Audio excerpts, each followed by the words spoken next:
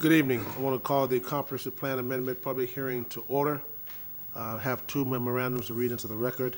One is from Commissioner Stacy White that says I will not be able to attend this evening's public hearing due to a long-standing prior commitment on my schedule. The other is from Commissioner Ken Hagan.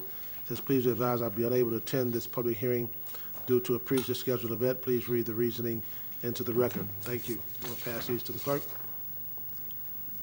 Thank you. I want to welcome to the Board of County Commissioners Comprehensive Plan Amendment Public Hearing.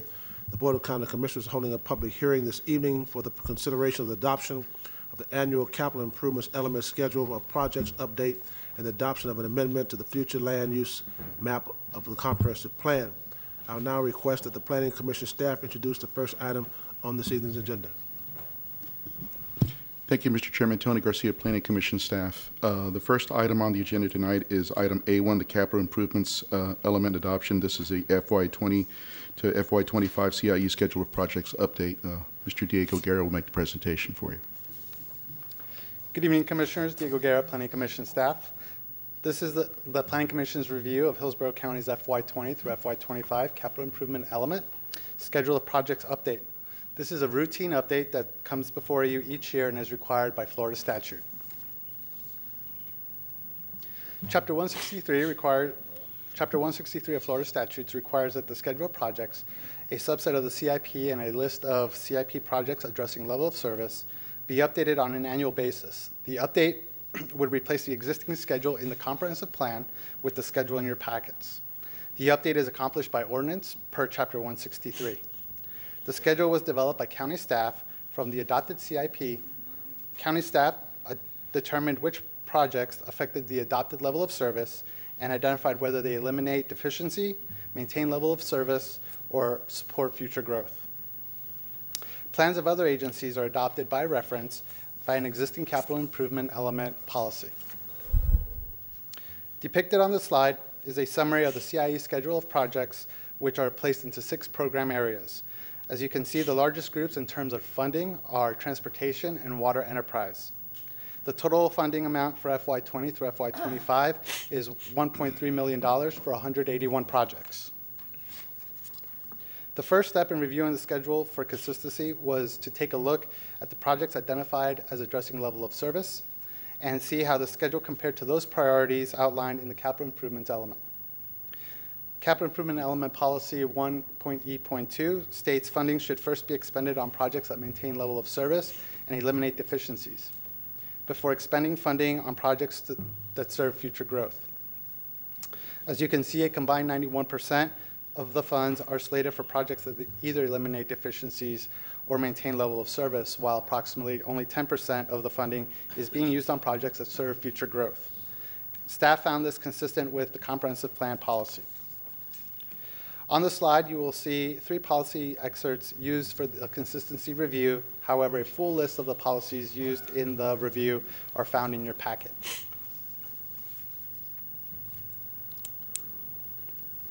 At its August 12, 2019 public hearing, the Planning Commission found the County Administrator's recommended FY20 through FY25 capital improvement element schedule of projects consistent with the goals, objectives, and policies of the future of Hillsborough Comprehensive Plan for unincorporated Hillsborough County and recommends adoption by ordinance. At this time, myself and Mr. Mark Martinet from the Management and Budget Department are available for any questions. I don't see any questions at this time. Thank you. Yes, sir. This is a public hearing. Anyone wishing to address this issue? Anyone wishing to address this issue? We'll close the public hearing. Have a motion to adopt the ordinance. There's a motion by Commissioner Merman, second by Commissioner Overman to adopt the ordinance. See no further discussion. Please record your vote.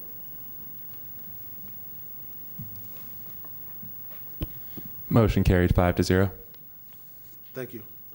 The Comprehensive Plan Amendment Public Hearing, the CPA 1906 is being continued to a public hearing on April 16th, 2020 at 6 p.m. Am I correct? Okay, very good. Any objection to that continuance? You need a vote for that? Okay. Any motion to continue? Motion by, I think it was Commissioner Merman, second by Overman, second by Commissioner Kemp to continue CPA 1906. See no further discussion. Please record your vote.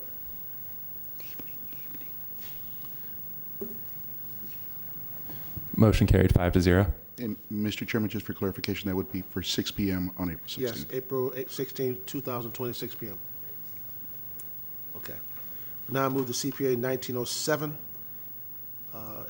adoption of a future land use map change. Planning Commission staff.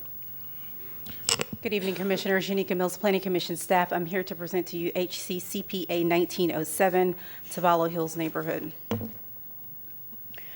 This is a privately initiated plan amendment being brought before you this evening by a group of homeowners. The site is located within the urban service area as well as the Brandon community planning area. There are a total of 49 sites within this plan amendment, totaling approximately an acreage of 55 acres. And the request before you this evening is a change of future land use from residential 4 to residential 2, which would be a down plan. The site is located within the southeastern portion of Hillsborough County. Here's an aerial of the site. It's predominantly single family in the area. Chimino Elementary School is central to the proposed site. Here's a depiction of where the urban service area is in location to the site. Is approximately 1.5 miles from the urban service area. On the eastern side of that boundary is the rural area. Here's the typical lot size within this subdivision. The photo on the right-hand side totals approximately 4 acres, which is one of the largest sites within the plan amendment. The immediate area has some unique characteristics. The Tavallo Hills neighborhood was platted in the 70s. It's unique because the area is broken up between 2 different future land use classifications. The eastern portion of the subdivision is residential 2 and the western portion is residential 4. The separation follows a section township range line, and it's been that way since inception of the comprehensive plan. The homes in this area are on well and septic. The current zoning designation of the site is agricultural single family 1, which is below minimum density. If the parcels were to ever come in to subdivide, it would not cause any nonconformities. Current designation, again, of the site is residential 4. And the proposal before you this evening is to change the future land use designation to residential 2. Future land use designations within the area, we have presence of residential 4, residential 2, some natural preservation, as well as residential planned 2.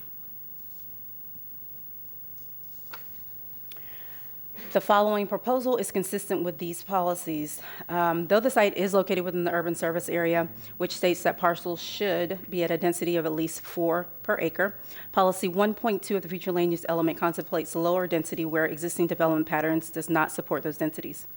Policy 2.1 of future land use element speaks to timeliness of growth in the urban service area and states that projects may be premature if they lack infrastructure to support the development pattern.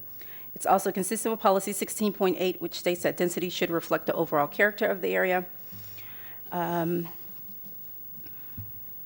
last but not least, again, the site is located within the Brandon community planning area.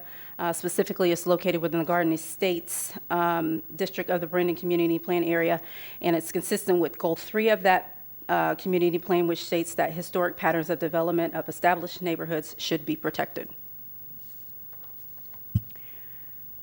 Currently, these sites could develop up to 223 dwelling units. With the down plan, it would decrease down to 111 dwelling units. Neither residential 4 or residential 2 would permit non-residential uses because the site does not meet locational criteria. There were no objections from any of the planning agencies. Planning Commission recommended that the proposal be found consistent with the future Hillsborough Comprehensive Plan, and this item was transmitted to the state by you all on October 24th. And if you have any questions, I'd be happy to answer them.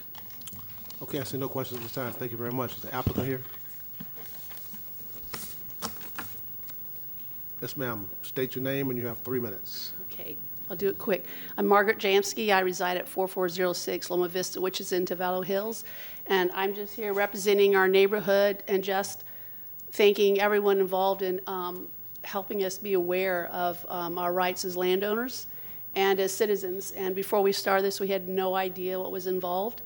And my hats are off to all you guys. I feel kind of stupid for not being more aware at my age. But the people at the Planning Commission and Zoning and Development have been wonderful in just helping us understand how Hillsborough County works. And we hope to be more help to citizens in the future. So thank you very much. Thank you. This is a public hearing. Anyone wish to address this as a proponent? Anyone wishing to address as a proponent? Anyone wishing to address as an opponent? As an opponent, you waive your time for rebuttal because no one came up with the rebuttal to talk about it, so you waive your time? Okay, all right.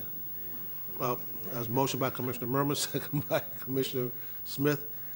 Commissioner Smith, you recognize. And I just want to congratulate the citizens and the community for working on this. I know that it can be an arduous task and involve a lot of commitment, and I applaud you for that and for standing up for your community and working through the system. And you know, I encourage you to stay involved with the community, and maybe consider becoming a member of the Planning Commission someday. And yes, we have. I've had 1 year retirement working on this. But keep at it. Some of the best friends that I've made in my community are people who we work together on things like this, and it can be very meaningful and very satisfying. Thank you. Okay, we have a motion by Commissioner Merman, second by Commissioner Smith. Seeing no further discussion, please record your vote. Motion carried 5-0. Need a motion to adopt the ordinance CPA 1907, second motion by Commissioner Merman, second by Commissioner Kemp, to approve the ordinance. Seeing no further discussion, please record your vote. Motion carried 5-0. Congratulations. Thank you very much. Merry Christmas. Merry Christmas. We adjourn from the plan amendment public hearing. We now go to the Land Development Code text amendment. Who's handling this? Mr. Moretta. Thank you, Commissioners. Joe Moretta, Development Services Department, for the record. Commissioners, we brought this before at an earlier public hearing. This is the second of 2 public hearings. In between those 2 public hearings, this item has traveled to the Planning Commission to receive a consistency finding, which it was successful at doing that. The only changes we've made since the first, and maybe I should tell you what it's about, is to allow brew pubs, microbreweries, and micro wineries. If we recall, at the start of this, it was only for microbreweries that included beer. It was expanded to include the wineries, and then ultimately it was continued out, at least the second hearing was continued out to this date.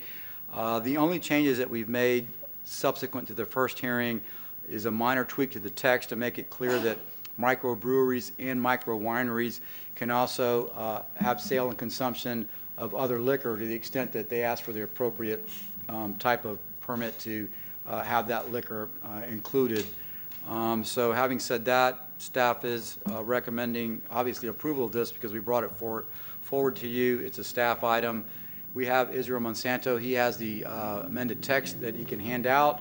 He's also available for a full-blown presentation if you'd like, but that's sort of the concise.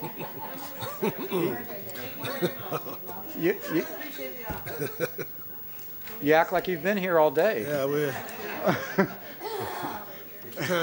it's time to probably partake of some of this, what you're talking about. Is there anything else? I think that's all we have to Okay. say. I would note that in a similar but different way as to what the citizens did, we've received a lot of input and help from the industry in putting this together, and we appreciate that.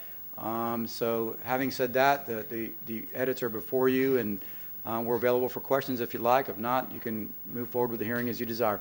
I see no questions from anyone up here. This is a public hearing. Anyone wishing to address this issue? The effective date. Anyone wishing to address this issue? Close the public hearing. Motion by Commissioner Merman, second by, Board members, this will take effect upon filing with the Department of State. Thank you. I'm sorry, say that again? The ordinance will take effect upon filing with the Department of State. I'm required, I think, to say that. Okay. All right. We have a motion by Commissioner Merman, second by Commissioner, Cameron Clark, Assistant County Attorney. I'm also required to say that. anything else you're required to say before I move this motion? We have a motion by Commissioner Merman, second by Commissioner Overman and Commissioner Kemp to approve this item. Seeing no further discussion, please record your vote. Motion carried 5-0. Is there any other issues that come before us tonight? Ladies and gentlemen, Merry Christmas, Happy New Year, Merry Happy Holidays. Bye.